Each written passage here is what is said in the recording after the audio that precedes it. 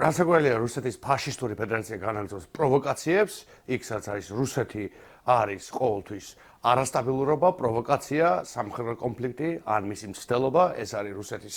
დაუწერელი ქცევის ლოგიკა, ეს არის რუსული დნმ-ი გეოპოლიტიკაში, შესაბამისად ჩვენ რა თქმა უნდა გვესმოდეს, რომ ეს ასე გაგრძელდება, მანამ სანამ რუსეთი არ დამარცხდება სრულად და საბოლოოდ ყველა იმ ფაშისტურ ბრძოლაში, რასაც ის აწარმოებს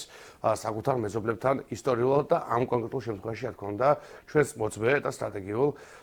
პარტნიორ უკრაინასთან. ამასობაში შემაშფოთებელი არის ის, რომ ქართული საგარეო პოლიტიკა არის მკვდარი, არ არის მომართული საქართველოს მშვიდობიან დეოკუპაციაზე,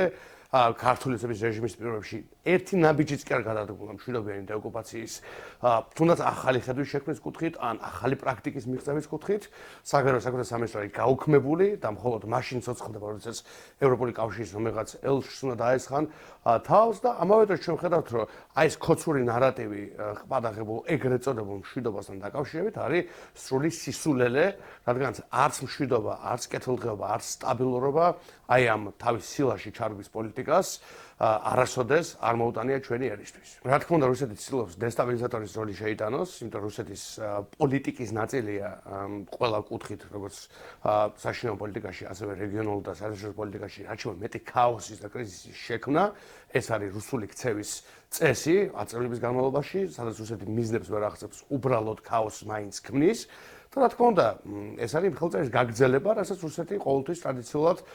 მისდევდა. ეხლა მიზანი არის, რომ საქართველოს სუვერენული ტერიტორია იქნას, რა თქმა უნდა, გამოყენებული იმისათვის, რომ ჩვენს სტრატეგიულ პარტნიორებს და იმ პოლიტიკურ და სამხედრო პროექტს, რომელშიც გაწევრიანებაც არის ჩვენი ეროვნული კონსტიტუციური მიზანი, მას დაესხას თავს, მის მიმართ აწარმოებს პროვოკაცია ჩვენი სუვერენული ტერიტორიის გამოყენებით. ეს არის, რა თქმა უნდა, რუსეთის მამნებლური